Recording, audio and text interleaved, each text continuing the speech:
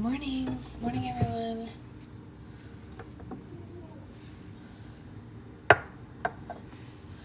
How's it going?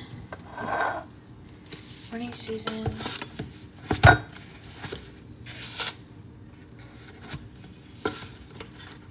She's making little noises in her sleep, but she's asleep, so we'll take what we can get right there. Oh, thanks. Yeah, I've had this for a while. It's a nursing shirt. You know, it zips here so that you can feed the baby. The replay is always quieter than the live, so I just started myself. That's funny. That's weird. I wonder why that is. Huh. Especially because I'm like whispering right now. Weird.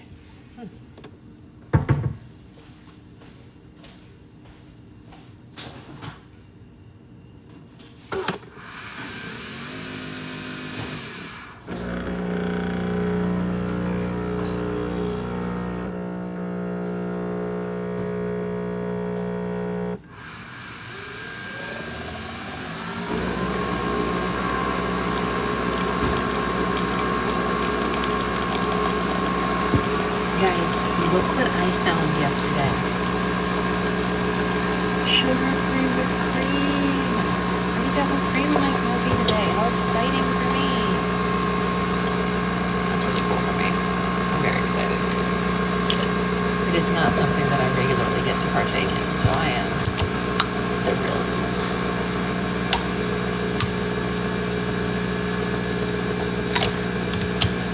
They don't usually have it around here. So, happy joy me.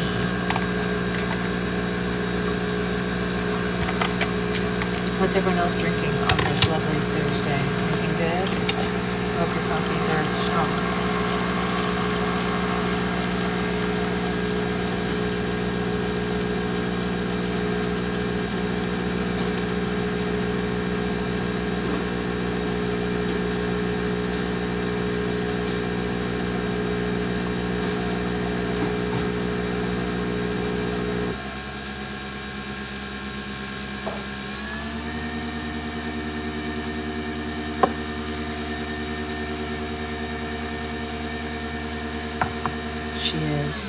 Asleep, which is a joy to behold. I haven't caught live in a while. I just wanted to say congrats. Oh, thank you so much, Heather. Thank you. Not usually morning drinks, but I absolutely mentioning hot cocoa, so maybe. Yeah, I mean, it's been hot here the last couple of days, so hot cocoa sounds not great over here, but I am drinking hot coffee, so really, who am I to say?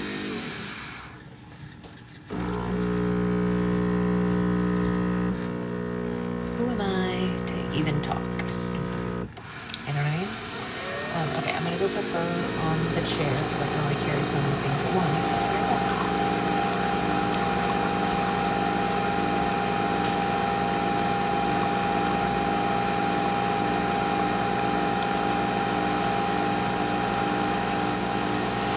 My office is nice and cool. Well, that is a win. Apparently my husband's office is so cold that even he needs a sweatshirt, which is saying something because he runs warm, so they must be freezing him out over there. He forgot his sweatshirt yesterday and he was very sad about that. Very sad. Okay, you don't have to be so loud. You've been de-scowled recently. Calm down. Just chill out. That wasn't her, was it?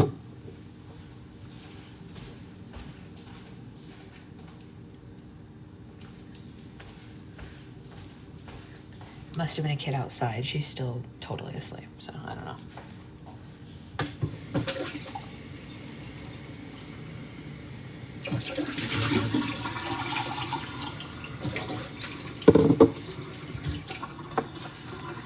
What a joy. I get whipped cream on my coffee. Oh, look at that. Heaven.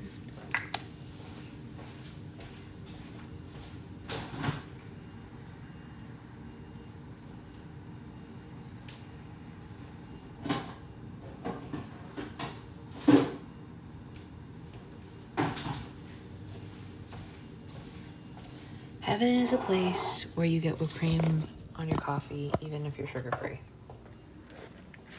Just is. You can't convince me otherwise. So good.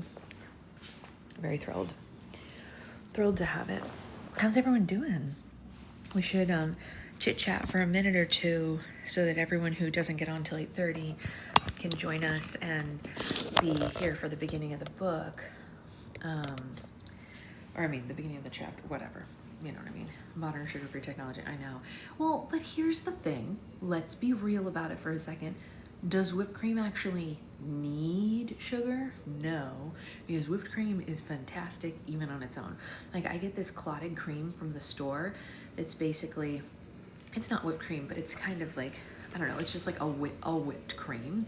And it just, hello, it's just cream that's like lightly whipped, you know? Doesn't have any sugar in it, doesn't need it, you know? Please don't wake up, sweetheart.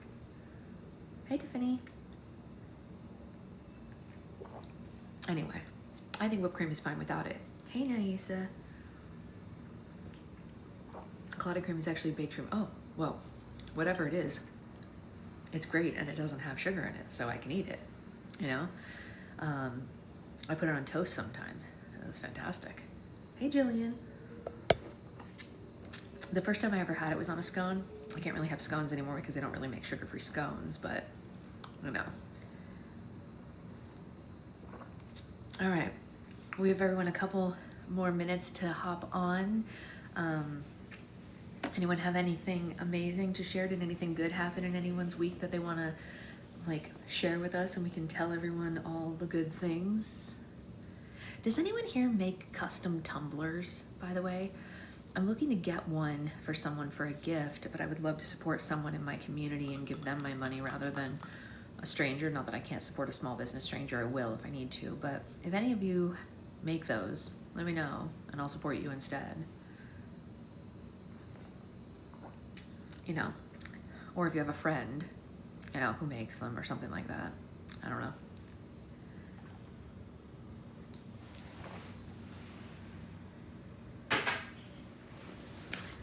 All right, you know a friend? Oh, okay, well, send me their info and I will purchase from them. You know, I'm looking to, like a cold cup style. Yeah, any cold cup style.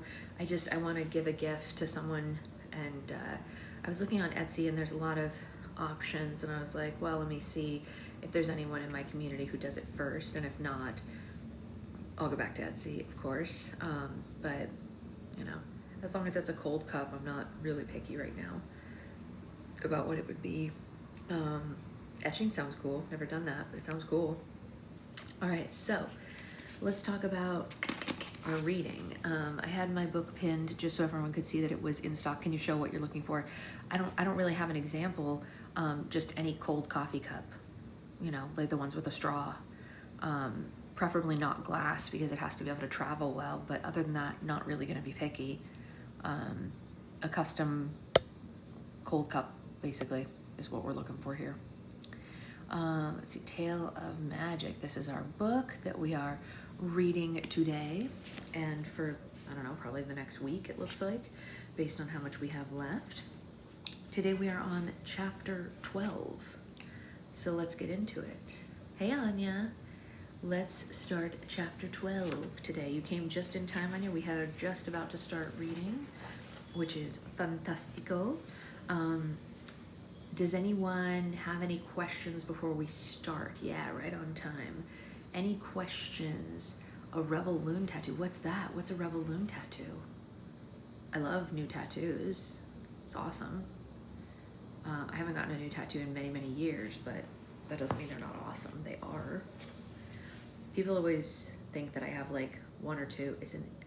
Oh, cool. That's cool. That's very cool, Roxy. That's super cool. Yeah. Everyone always thinks I just have these 4, you know, right here, but I actually have like 13 tattoos. You just can't see them all. None of them are in like bad places or anything. It's just like they're covered by my pants and shirt right now. Like I have some of my ankles and things like that. I want tattoos so bad, but I can't make my mind up and change what I want all the time. That's fair. I think that everyone has a different philosophy of what they should do tattoo wise. Like some people only get things that are super meaningful to them. All of mine have a meaning, but that's not everyone's trajectory. Like some people will just get random stuff just because like they see their body as an outward expression of art that they love, which is also super cool. Like my sister-in-law, who's a tattoo artist, she has just a bunch of random cool stuff, you know what I mean? So I guess it just depends on if you're only ever planning to have one or if you're planning to have more than one, you know? um all of mine, yeah, all of mine have meaning as well, Roxy, so I totally understand that. I don't have any, well, except for the mini on my hip that Rowan did with her left hand. That one was something that she and I traded for, but other than that, all of mine have like pretty significant meaning, and that one is very, very well hidden. Yours have a lot of meaning. Yeah, all of mine too. Like I have there's a lot behind all of them. I have like 20 and all of them have some sort of meaning. Yeah, yeah. Yeah, well, I mean, here's the thing. Do what speaks to you, But what I will say is whatever you do, make sure you get a quality artist, because the quality of your artist and their skill makes a huge difference in the longevity of your tattoo. Oh, to a cause, that's amazing. I know kids' names, birth flowers I want, but those are beautiful and creative. And yes, I want quality. Yeah. Once you find an artist you love, obviously, it makes a big difference, because so for example, there are, Just Creep Swimming is an amazing one. There are a lot of very stylized tattoos that artists will jump into doing too early in their career, and then they don't last. Like, I don't know if any of you, I can't show it to you right now because I'm wearing jeans, but on my thigh I have the blueprints of the castle at Disneyland, and so the lines are very thin, and the problem with thin lines is they have a tendency to blow out over time, which means that they get fuzzy like this and they get too wide. So if you have a lot of fine line work, and it gets blurred, they blur into each other and it just looks like a blob. And then who wants that? Nobody just wants like a blob on their leg. Or maybe you do, I don't know, live your life. If you want a blob, get a blob. But like, don't pay for fine line work if you're getting a blob, right? I have the castle and my sister-in-law did it, and it is so incredibly done. Like nothing, I've had it for years and nothing has moved. Through weight changes from pregnancy, through running marathons, through like whatever, all of these things, those lines are chef's kiss, you know what I mean? So having a quality artist really makes a difference, because something like a blueprint could really go wrong, you know what I mean? And then like with color work, you really want someone who does good color work. Like this is a multiple years old tattoo and it's bright. Like it's dark in this room right now kind of because I have all the windows and blinds shut and I don't have lights on, but like that's a pretty bright colored tattoo, and not everyone can accomplish that saturation of color, especially on alternate skin tones. Like people who are white, like my husband is white, like people look at me and they're like, Sasha, you're white. It's like, yes, but it's a different white. Like my husband is white. He's like paper white, you know what I mean? Like Scottish, Irish, German white, right? But I'm not. I'm Middle Eastern, so I have yellow undertones. So when you have something like a very strong yellow undertone, knowing color theory, you can know that putting purples and pinks and greens on top of yellow, if you don't saturate the colors properly, you get a different tone, you know what I mean? But all of the color work that Coral has done, you see the colors very strong, and there's no confusion about what color she meant, where she meant it. You know what I'm saying? So anyway, that's my soapbox about getting a good artist, which continues our conversation from yesterday about human artists. Color theory is amazing, I completely agree, but like, get a good one, right? Like get an artist who knows their ish, I guess is what I'm saying.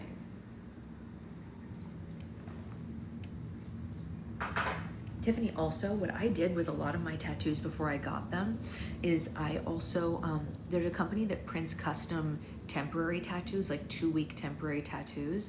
And sometimes if I wasn't sure if I wanted something or not, I would print like an example of it, not the exact thing because the artist didn't draw it yet, but like get something similar made into a temporary tattoo, and I would wear it for a couple of weeks and see how I felt. And then I was like, okay, yeah, I do want this. You know what I mean? Stuff like that.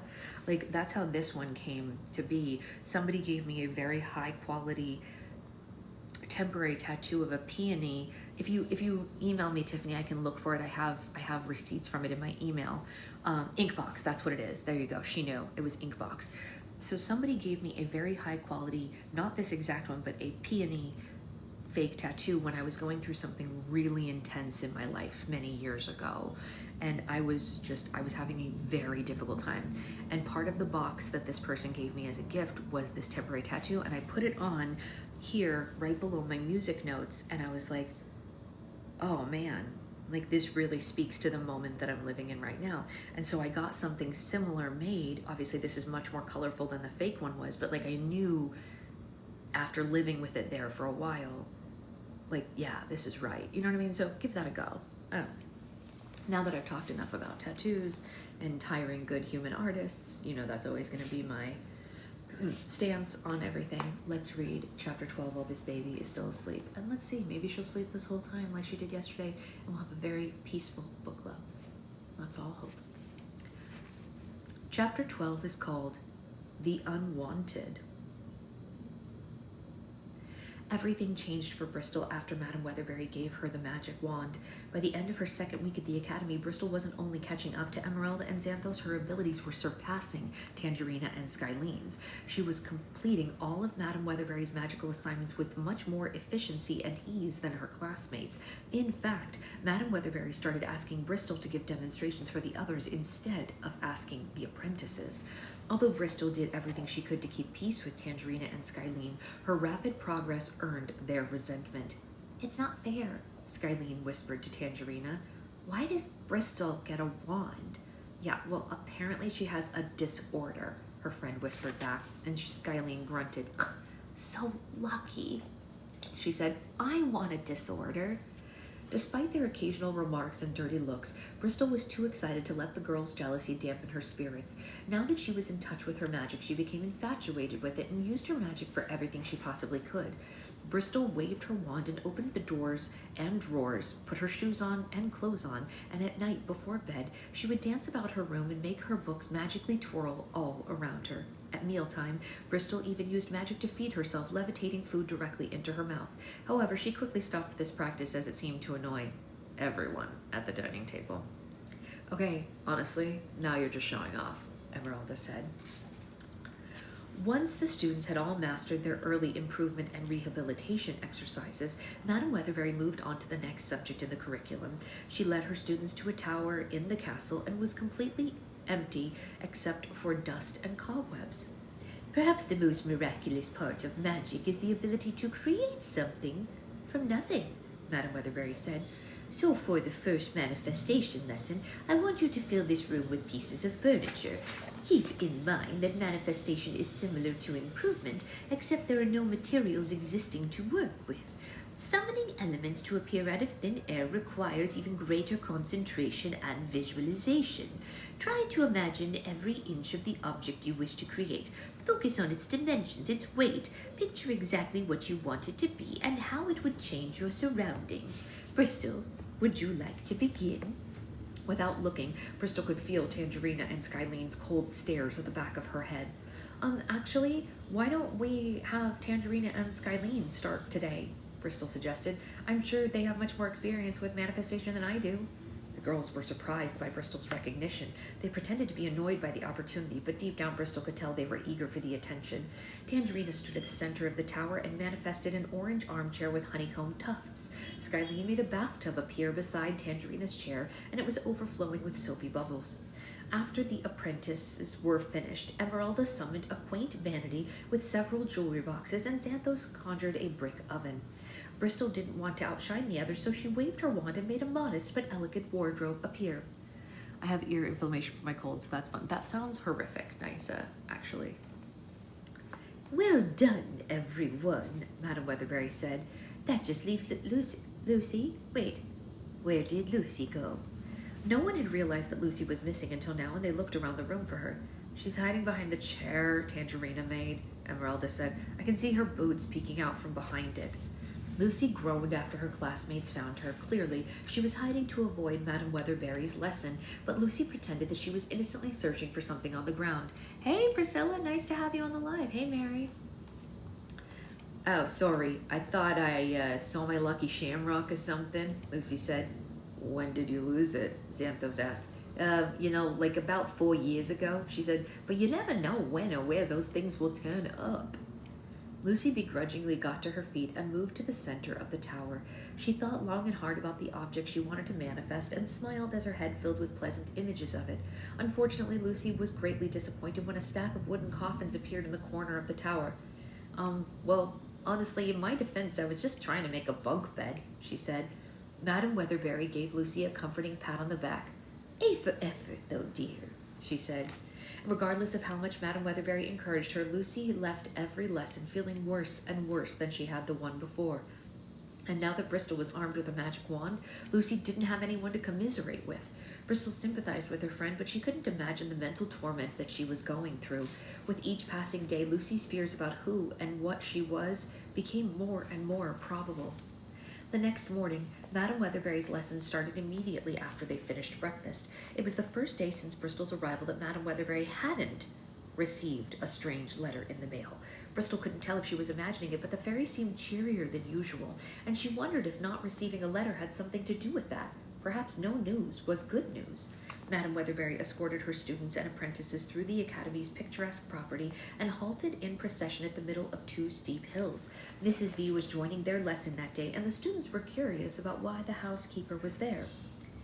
"Now that you've been introduced to improvement, rehabilitation, and manifestation, today's lesson will focus on the 4th and final category of magic, which is imagination," Madame Weatherberry announced. "Always remember, a fairy's limitations are only defined by the limits of their imagination. Of course, over the course of your careers, you'll encounter problems and obstacles without obvious solutions. It will be up to you and you alone to create remedies for those particular predicaments. Mrs. V has kindly volunteered to help us with today's exercise." "Well, I have absolutely no idea what I signed up for, and I am genuinely terrified of Mrs. V said. The housekeeper climbed to the top of the first hill and anxiously waited for the activities to begin. "For this morning's assignment, each of you will use your imagination to magically transport Mrs. V from one hill to the other," Madame Weatherberry instructed. "Try to make your method as original as possible. Use what you learned in improvement, rehabilitation, and manifestation exercises to bring your imagination to life. Lucy, let's start with you." "Ah, geez," Lucy said in despair. "Mrs. V, I'm really sorry for however this turns out." And the musician's daughter cracked her knuckles and focused all her energy on the housekeeper. Suddenly, a massive sinkhole appeared under Mrs. V and swallowed her whole. A few tense moments later, another sinkhole appeared on the second hill and spat the housekeeper out like a piece of rotten fruit. "Oh, thank God," Lucy said with a deep sigh of relief. "To be honest, I wasn't sure we were ever going to see her again." Mrs. V was anything but relieved. She got to her feet and wiped the dirt off her clothes with some shaky hands. "Madame Weatherberry," the housekeeper said, "could we please add a clause about safety to your instructions so that today's lesson doesn't kill me?" "Of course we can," Madame Weatherberry obliged. "Children, I don't think that this will be a problem for the rest of you, but please try transporting Mrs. V without the use of natural disasters. Bristol, you're up next." And to Mrs. V's delight, Bristol's approach was much gentler than Lucy's. She waved her wand and a giant bubble appeared around the housekeeper. The bubble floated through the air and carried Mrs. V to the opposite hill. "Well, that was just lovely," Mrs. V said. "Thank you, Bristol."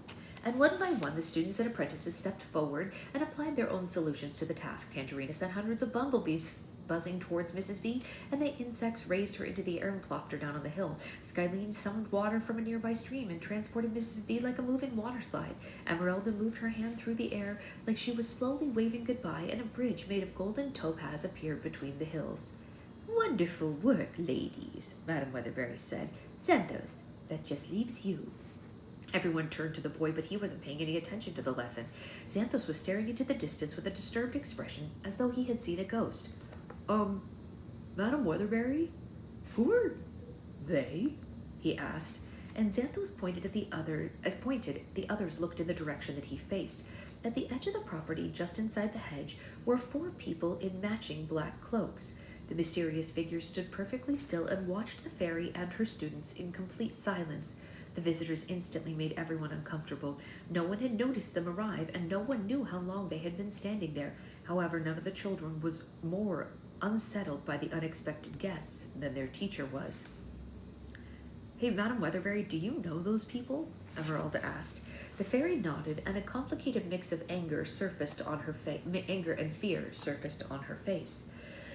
"Yes, unfortunately, I do," she said. "I'm sorry, children, but we do need to postpone the rest of today's lesson." Once their presence was known, the cloaked figures crept toward Madam Weatherberry and her students. Their bodies were completely covered except for their faces, and although they were shaped like women, the closer they got, the less human they appeared. The first woman had round yellow eyes and a pointed nose like a beak. The second woman's eyes were red with thin pupils like a reptile's, and a forked tongue slipped in and out of her mouth. The third woman had oily skin, enormous lips, and bulging black eyes like a fish. The fourth woman had green eyes like a cat, and her face was covered in whiskers, and sharp underbite poked out of her mouth. "Hello, Celeste," the woman with the forked tongue hissed. There was so much tension between Madam Weatherberry and the cloaked women that the students could have sworn the air around them became thicker. "Children, this is Crowbetha Claudale, Nutelia Vipes, Squidella Inkerson, and Felina Scratchleworth," the fairy announced. "They're old acquaintances of mine." Lucy crossed her arms and gave the visitors a disgruntled glare. "I'm guessing those are their chosen names," she said. Felina jerked her head in Lucy's direction. "You wouldn't believe some of the choices we've made," she growled. The whiskered woman gave the children a creepy grin, exposing her piercing teeth. The students and apprentices took fearful steps backward and hid behind their teacher. "All right, that's about enough," Madam Weatherberry ordered. "Obviously, you've made this journey to speak with me, but I will not be doing it in front of my students. We'll continue this conversation in the privacy of my office, or not at all." The woman didn't object to Madam Weatherberry's demand. The fairy turned on her heels and escorted her unwelcomed guest toward the castle. Bristol and her classmates had so many questions about the visitors, but as they looked to one another for answers, everyone was equally confused. Even Tangerina and Skylene were puzzled about what was happening. "Mrs. V?" Tangerine asked. "Who are those women?" Mrs. V watched the visitors move across the property with disgust. "Those aren't women," she said. "Those are witches." The students and apprentices collectively gasped. "Witches?" Skylene asked in shock. "But how do you know?" "You can always spot a witch by her appearance," Mrs. V told them. "Witchcraft leaves marks on those who practice it. The more a witch partakes, the more it changes her into a monster. And if my eyes aren't deceiving me, those 4 have practiced an awful lot." And as the witches climbed the front steps, Crowbeth spun her head all the way around like an owl to send the children one final scowl before she entered the castle. "But why are they at the Academy of Magic?" Emeralda asked. "What do they want with Madam Weatherberry?" "Well, I don't rightly know," Mrs. V said, "but we'd all be wise to keep our distance from them." The housekeeper's advice was reasonable, but keeping a distance was the last thing that Bristol really wanted. The witches only added to the ongoing mystery of Madam Weatherberry, and Bristol craved answers more desperately than ever before. As soon as she remembered the hole in her bookshelf, Bristol took off running as fast as her feet would carry her. She hopped... Excuse me, that's not right. "Hi, Isabella." She just hoped she could reach her bedroom before missing a single word of the fairy's conversation with the witches. "Hey, Bristol, where you going?" Lucy called after her. "Bathroom," Bristol called over her shoulder. "When nature calls, Mrs. B said. "Oh, that reminds me, I need to stop adding so many prunes to y'all's oatmeal." Bristol hurried inside the castle and sprinted up the floating staircase to her bedroom on the 3rd floor. And when she peeked into Madam Weatherberry's office, she saw her teacher pacing furiously in front of the bubbling fireplace. The 4 witches stood around, eyeing the fairy like vultures waiting for their prey to die. "How dare you come here unannounced?" Madam Weatherberry said. "You have no right to barge into my academy like this." "You left us no choice," Crowbeth screeched. "You stopped responding to our letters."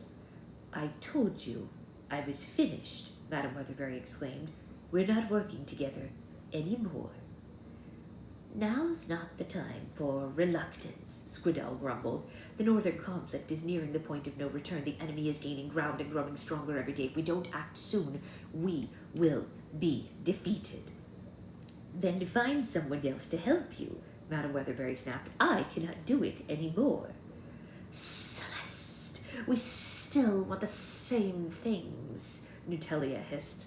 We're all seeking a safer world and acceptance for our kind. Helping us end the northern conflict will move us one step closer to that goal. Don't imply that you and I are the same, Madam Weatherbury said. If it weren't for people like you, people like me wouldn't have to fight for acceptance in the first place. Celeste, don't act superior, Phelina growled. Before you got the bright idea to start this academy, we all agreed that the northern conflict was the best way to change the world's opinion about the magical community. We put our differences aside. We created the plan together. None of us predicted that it would last this long. None of us expected it to be this grueling, but like it or not, the conflict continues. Victory is still possible, but if we don't finish what we started, everything we've worked for will be lost. Madam Weatherbury sat behind her desk and covered her face with one gloved hand. Bristol had never seen the fairy look so overwhelmed. You don't understand, she said. I still believe in our plan. I can't help you because I can't face her again. Bristol had no idea who Madam Weatherbury was even talking about. By the way the fairy referenced the person gave Bristol chills. She hadn't thought her teacher was scared of anything or anyone, but obviously Madam Weatherbury was deathly afraid of whoever they spoke of. Celeste, you're the only one who can face her, Crobat screeched. No one has the power to stand up to her but you. No one. Each time I face her, she grows stronger and I become weaker, Madam Weatherbury said. I barely survived our last encounter. If I fight her again, I may never return. Yes, but last time we nearly won, Squidella grumbled, and you were more than willing to make sacrifices back then. Things are different now, Madam Weatherbury said. I have an entire academy depending on me. I can't put myself in this kind of jeopardy again, even if we resolve the northern conflict. There's no guarantee the hate and hostility towards the magical community will stop. But once my students have finished their training, they'll accomplish what we've always wanted. You're putting an awful lot of faith in this academy, Phelina growled. Do you honestly believe the world burns people at the stake for sport is going to be persuaded by good deeds of fairies? No. If we want to change the world, we have to earn their respect. And bringing the northern conflict to the end is the best opportunity we've had in centuries. But General White has made great progress, Madam Weatherbury said. I'm sure he's found a way to destroy her by now. General White has done a brilliant job keeping the Northern Kingdom from extinction, Crobat screeched, but we all know his army is no match for her. There's only one way to finish the Northern conflict once and for all, and that's you, Celeste. Nutelia leaned toward Madam Weatherbury and took her hand. Join us, she hissed. Together we can make a brighter future, not just for ourselves, but for your students as well. Madam Weatherbury went very silent as she considered the witch's request. Tears came to her eyes, and she slowly shook her head, not because she disagreed with the visitors, but because she knew that they were right. Fine, the fairy said with a heavy heart. I will help you end the northern conflict, but afterward I never want to see the four of you again. You'll find no objection on that one from us, Phelina growled, and the northern conflict will never need to see you again. Good, Madam Weatherbury said. Then God have mercy if I don't succeed. The witches were pleased that they had convinced her, and Madam Weatherbury put a few of her belongings into a glass suitcase and left her office. Bristol hurried out of her bedroom and caught up to her teacher and the witches in the entrance hall. Madam Weatherbury, she called out to her, are you going somewhere? It was difficult for Bristol to pretend that she didn't know what was happening, but not as difficult it was for Madam Weatherbury to pretend that everything was all right. I'm afraid that I have to leave the academy for a couple of days, the fairy informed her. The ill friend that I was telling you about has taken a turn for the worse. Will she be all right? Bristol asked. Well, I certainly hope so, Madam Weatherbury said. Can you let Mrs. V and your classmates know that I'm gone? Yeah, of course, Bristol said. And the fairy gave her a bittersweet smile and led the witches out of the castle. Bristol ran after them and stopped her teacher on the front steps. Madam Weatherbury, she called. Wait. Yes, dear. What is it? To the fairy's surprise, Bristol threw her arms around her and gave her teacher a goodbye hug. Madam Weatherbury eyed the girl's curious behavior, not knowing what to make of it. Please be safe, Bristol said. Illnesses can be contagious. You know? Don't worry. I'll be fine, the fairy said. Please look after the others while I'm away. Bristol nodded and released Madame Weatherbury from her tight embrace. The fairy tossed her brooch onto the ground and a golden carriage grew to its full size. She whistled to the field nearby and 4 unicorns excitedly galloped toward the carriage, its reins magically fastened around them. The fairy and the witches climbed aboard the golden carriage and raced through the property, eventually disappearing into the hedge barrier. Bristol waved as they left, but as soon as they were out of sight she froze, and she looked into the distance with fear. She couldn't fight the terrible feeling that she would never see Madame Weatherbury again.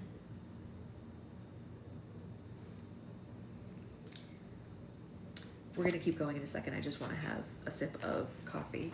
But that's an intense chapter. So how's everyone feeling? No spoilers if you've read it before, but if you haven't read it before, how are you feeling? Like, are you okay? Are you okay? Madame Weatherbury got called away by the witches, Tiffany, to go help them with the northern conflict. Bristol's not supposed to know that, but she does because she's a sneaky girl. Oh no, we're not okay. Do you guys want to hear something funny? This morning we were sitting in her room. Yeah, and she's losing her powers as she fights this person, yeah. Some expert negotiation went down, yeah, for reals. This morning, I have a video of it I have to post because it's just the back of her head. But this morning we were in her room and she like crawled across the room from me and sat down with a book with her back facing me and like read aloud to herself. It was the cutest thing. She sat there looking at her book and went, I'm a Nima Nama Nima Nama, like that. Like obviously she can't talk, but she's like reading to herself, turning the pages and saying things. And I was like, you're very cute. You're very cute. It was absolutely adorable. I'm so glad I caught it on camera.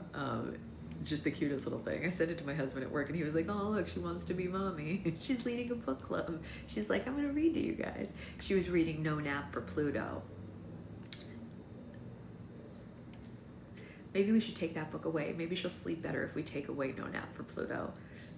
Because it's a book about Pluto on a nap strike and I don't need her to do that. She's good enough on that on her own. She doesn't need any influence from Pluto, you know what I mean? Anyway, let's continue because we have plenty of time. Autumn was like that yesterday. That's really funny. We have plenty of time and she seems to be still like completely asleep. So let's read chapter 13. Oh, she wiggled as soon as I said that. Don't wake up, honey. Don't wake up. Okay, she's still out. She was just, oh, no, she's not. She just opened her eyes. Beans. Let's see if she puts herself back to sleep. Hold on. Nope, she is fully sitting up. Maybe she'll come hang out quietly. We'll try. We'll see. Hold on. Hey, baby, do you want mommy to come get you? Hi, my angel. Do you want mommy to come get you?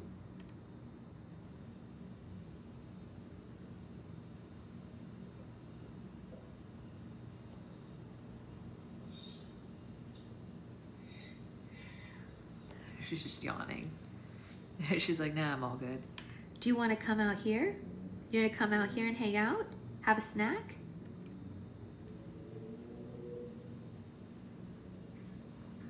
Okay, I'm coming.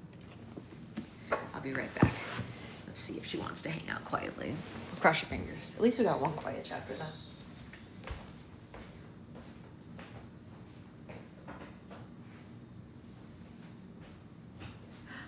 Hello. Good morning, my angel. You want to come here? Do you want to come out? Yeah? Come on, let's play. Oh, peekaboo. You want to come with mommy?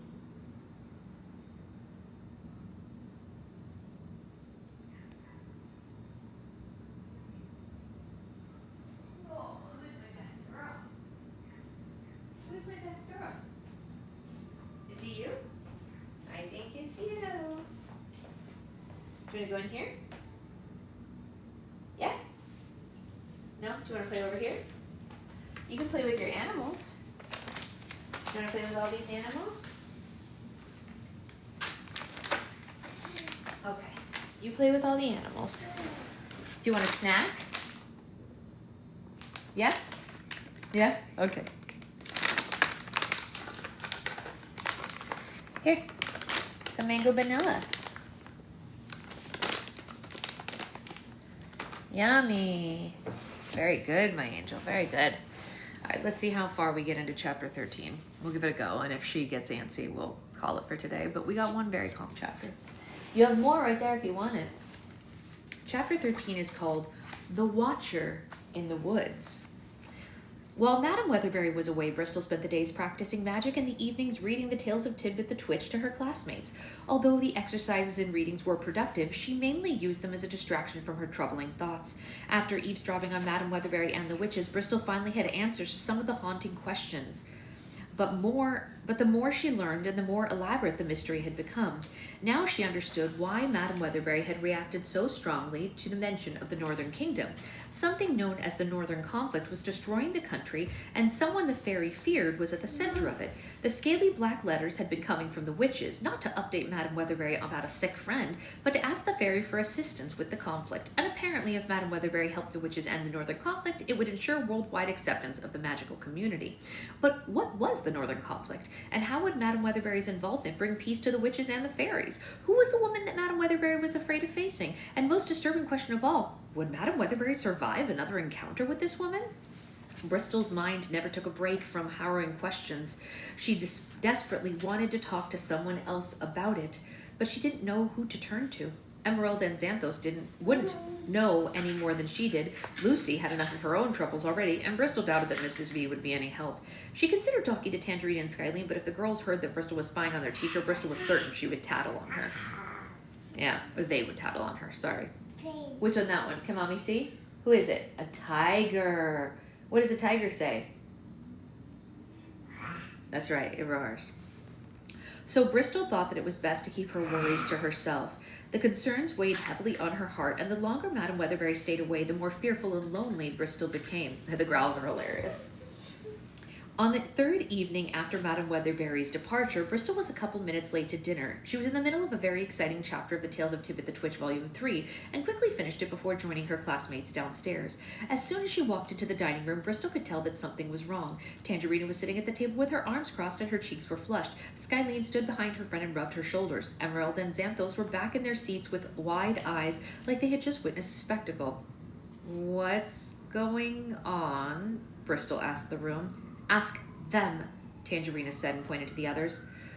"Lucy and Tangerina got into a fight," Emerald informed her. It was intense." "A fight about what?" Bristol asked. "Lucy walked in and asked if Tangerina could stop clogging the bathroom sink with her honey," Xanthos recalled. Tangerina said she was surprised that Lucy knew what the bathroom was, and then Lucy suggested that Tangerina's personality, not her magic, was the real reason that her family abandoned her, and then Tangerina told Lucy that she doesn't belong at the academy, and she said that witches should have taken her with them.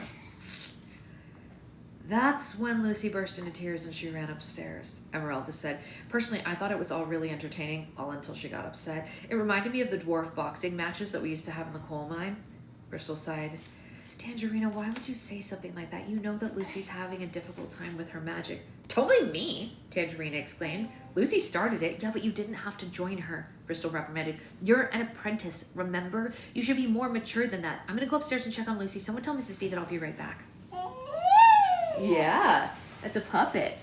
Do you want more snack? More snack? Here, you want more? Poor Lucy. More. I know. More. Here's more. Yeah, here's more. Yummy. Right here. There you go. Bristol left the dining room and headed up the floating staircase. She prepared a list of positive and encouraging things to say to Lucy, but in case kind words weren't enough, Bristol waved her wand and made a tray of chocolate cupcakes appear. However, as she reached the third-floor corridor, something very strange caught her attention. The door to Lucy's bedroom had disappeared, and a note was pinned to the wall in its place. "Dear Madam Weatherbury, thank you for believing in me, but the academy isn't working out. I'm leaving the school and I'm returning to show business. I know my parents' tour dates, so it won't be too hard for me to find them. I wish you all and the others best of luck. XO, Lucy. P.S. Tangerina sucks." Bristol was so alarmed by Lucy's note that she dropped the tray of cupcakes and it shattered on the floor.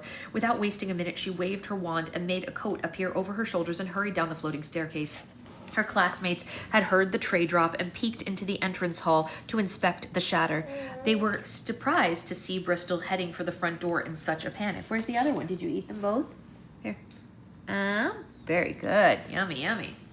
Hey, where's the fire? Esmeralda asked. It's Lucy, Bristol said. She's run away. Oh, no, Xanthos exclaimed. What are we going to do? You're not going to do anything, Bristol said. Madam Weather specifically asked me to look after you guys while she was gone, so I'm going to go get Lucy. You stay here in case Lucy or Madam Weatherberry returns. You mean you're going to go to the in-between? At night? Skylene asked. You can't leave the academy, Tangerita said. It's against the rules.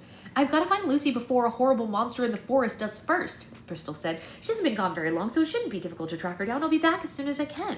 Despite her classmates' fearful and frantic pleas for her to stay, Bristol raced out the door and ran down the castle's front steps and sprinted across the academy grounds. She reached the edge of the property and waited impatiently while an archway formed in the hedge barrier. That's a panda. Once it finished, Bristol ran through the barrier's leafy tunnel and emerged into the creepy forest beyond it. Lucy, she called into the dark woods. Lucy, it's Bristol. Where are you? Bristol looked in every direction for her friend, but she could barely see anything. Eventually, her eyes adjusted to the darkness, but she still saw nothing except the crooked trees and jagged boulders. She cautiously moved down the dirt path that snaked through the in-between, jumping at every sound she heard. Lucy, are you there? She whispered. Can you hear me? And with each step, Bristol became more and more frightened of her surroundings. Soon the dirt path split into two different directions, and Bristol had to choose which path to take. Both directions looked almost identical, and Bristol worried that she might get lost. You want more? You're hungry? Here, you want more? Yeah, it's fine. Here, look, sweetheart. Baby angel. You want more? Yeah. Oops. Here. There you go. Very good. Good asking. That was good communicating. To help herself navigate, Bristol waved her wand and made the rocks beside the path glow in the dark, making the parts of the forest she had already searched light. Just as Bristol started to fear she was too late to save her friend, she heard sniffling in the distance. Bristol followed the sound through the woods and sighed with relief when she finally found Lucy sitting under a tree. Lucy's head was buried in her arms as she cried, and her porcupine suitcase and beaver skull cantina sat on the ground beside her. Lucy, Bristol exclaimed, there you are. I've been looking everywhere. Bristol's voice startled her friend, and Lucy jumped to her feet and swung a large stick at her. Bristol dropped to the ground, barely missing getting hit. Lucy, relax. It's just me, Bristol, she said. Hey, what the heck is wrong with you? Lucy said. You can't just sneak up on someone like that in a dangerous forest. Sorry, I didn't realize there was etiquette to this place, Bristol said. What are you doing here? Lucy asked. You want me to use the puppet? Yeah, okay. She's nodding her head very vigorously. You want me to read with the puppet? Yeah, okay, I will. What are you doing here? Lucy asked. I was looking for you, Bristol said, and she got to her feet. I found the note you left, and I've come to talk some sense into you. Yeah, well, good luck, Lucy grumbled and threw her stick aside. I made up my mind, Bristol. I'm not spending another day at that academy. I knew I didn't belong there the moment I laid eyes on that castle. Madam Weatherberry's lessons only proved that. But that's not true, Bristol said. Our training has just started. You just need more time and practice. Don't let what Tangerina said make you give up on it. Stop trying to make me something I'm not, Lucy yelled. Face it, Bristol, I'm a witch. I'll never be a fairy like you and the others, and if I keep using my abilities, I'll turn into a monster like Madam Weatherberry's friends. More snacks. More snacks. I know, it is fun. I can't wait until she can say a little bit more succinctly what she wants. No, that's Mommy's book. That one's Mommy's book. I know you want it so bad, but that's Mommy's book. Yeah, it's Mommy's book. Here, you want more? Here's more snacks. Hi, beautiful angel. Hi, thank you for waving. Here, more snacks. Can you sit down and eat them? Whee! Here, look. Look, the tiger has your snacks. Oh, look, the tiger has your snacks. Can you get the snacks from the tiger before he eats them? Whoa.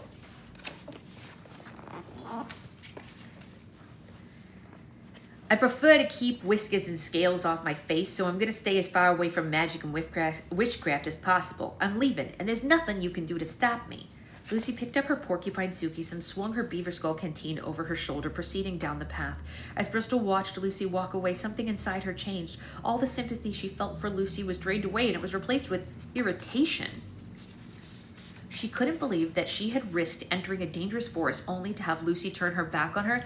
Lucy Goosey, Bristol ordered. You listen to me. You are the best friend I have in that academy, and I'm not about to lose you. I've lost too many people in my life to let you wander off like this. Whether you believe it or not, Madam Weatherberry has given us the opportunity of a lifetime, and I will not let you throw it away to play some stupid tambourine with your parents. Lucy was shocked by her remarks. Stupid tambourine, she said. It's stupid, and you know it, Bristol yelled. You have so much more to offer the world than that. You may not believe in yourself, but I believe in you enough for the both of us. So we're going to march back to that academy right now, and we're going to continue your training. You're going to stop feeling sorry for yourself, and you're going to stop making excuses, and you're going to work as hard as you possibly can to be the fairy that I know you can be. And if we find out that you're a witch along the way, then so what? So you're a witch. Then you'll be the best witch that we've ever seen. You're going to outwitch all the other witchiest witches in the world. But I promise you, you will never become a monster on my watch. I'll always be there to keep you in line and stop you from making mistakes, just like I am right now. Lucy was stunned by Bristol's emotional rant, and she stared at her as if Bristol was the scariest creature in the forest. Do you honestly believe everything that you just said? She asked. I risked my life following you into the in-between. What do you think?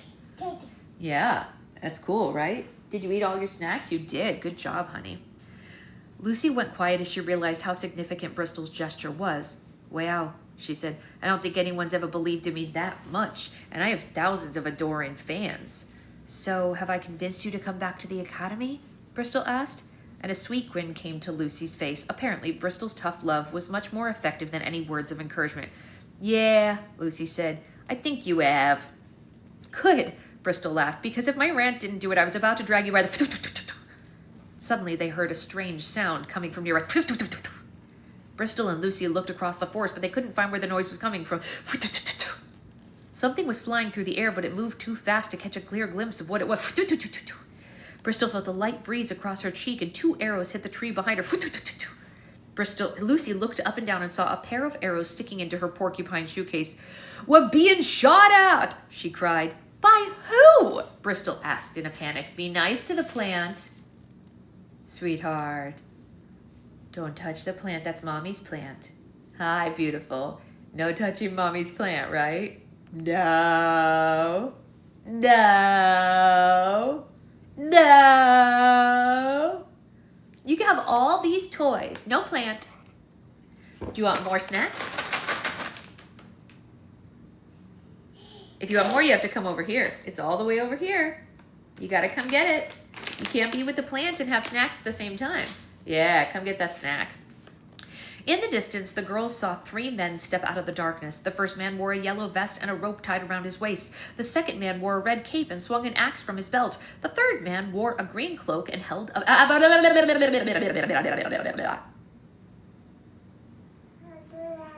Yeah. Be nice to Mommy's plant. Mommy worked really hard to grow that. No touchies. No fingers. No. No. No. Come get a snack. All 3 were dirty and scruffy like they'd been in the forest for days, and each of them carried a crossbow that was pointing in Bristol and Lucy's direction. Well, well, well, the man in yellow said. It seems to be our lucky day. The Lord has led us to 2 witches in the same spot. Yeah, what did I tell you boys? The man in red bragged. The rumors must be true. There's a whole coven of witches somewhere around here. Sinful scum, the man in green sneered. Did they really think they could live in these woods without anyone noticing? They're practically begging to be hunted. It's right here, honey. I took them out already. Guys, I think we ran into ice in this book magically. How did he know? How did he know? Bristol and Lucy exchanged a glance of terror and slowly backed away from the men. They're witch hunters, Bristol whispered, and they think we're witches. What should we do? Lucy whispered back. Bristol's mind went completely blank. Although her wand was securely in her hand, all of Madame Weatherberry's trainings had abandoned her, and there was only one thing she could think to do. Run. Without a moment to lose, Bristol and Lucy bolted into the forest and ran away from the men as fast as they could. The witch hunters whistled and cheered, excited for a chase, and charged after the girls. The men shot arrows at Bristol and Lucy, but fortunately the thick forest made it difficult to aim. You want to show them this? It's a panda. Come here, I'll show them the panda. Here's her panda. She really wants you to see her panda. It's a very nice panda. Do you want this snack with the panda? Here, the tiger will hold your snacks. There you go. The tiger has your snacks. The ground was covered in so many overgrown roots and rocks that it was almost impossible to run without tripping, but Bristol and Lucy moved as swiftly as possible, knowing one misstep could cost them their lives. As they ran, the girls looked back and forth between the men chasing them and the ground ahead. Their escape came to a dead halt when they slammed into the flat side of a hill that they hadn't seen in the dark. The witch hunters surrounded them, beaming with a sinister glee. Obviously, watching their prey tremble in fear was their favorite part of the hunt. "You're awfully young and pretty to be witches," the yellow man sneered.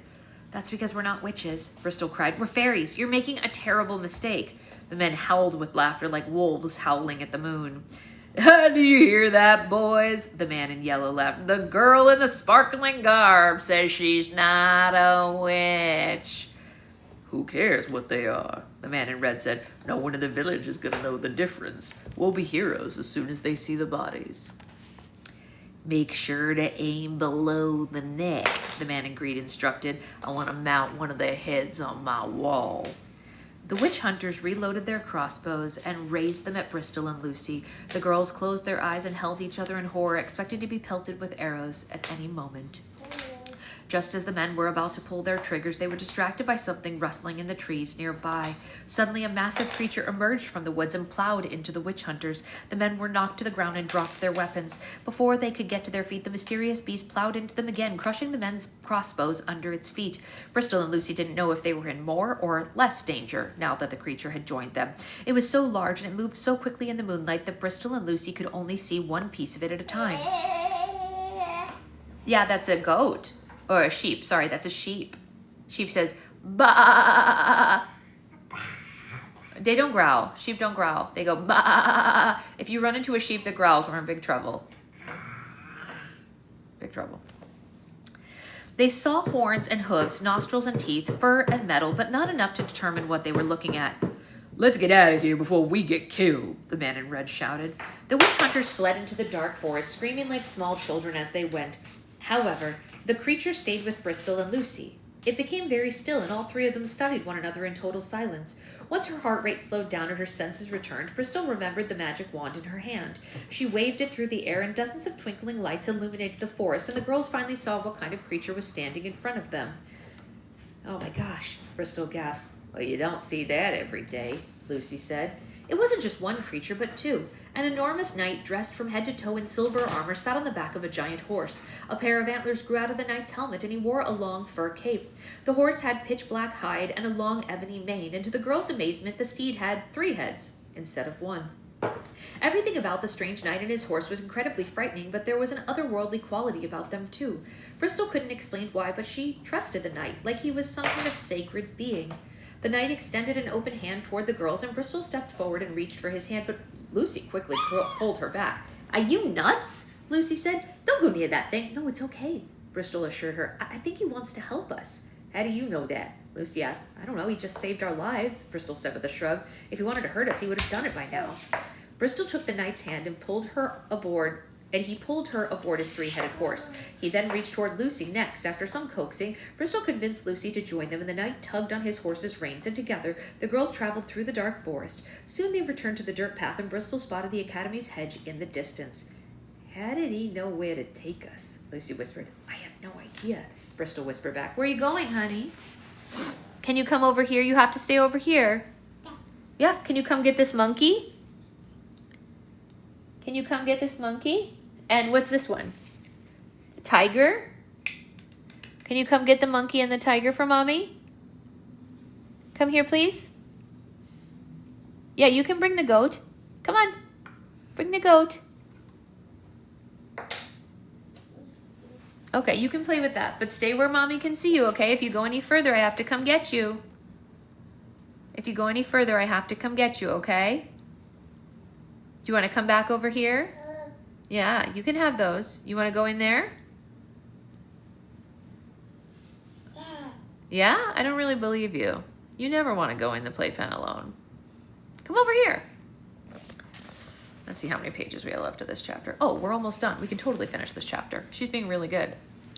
The girls climbed down from the three-headed horse and looked up at the knight in awe.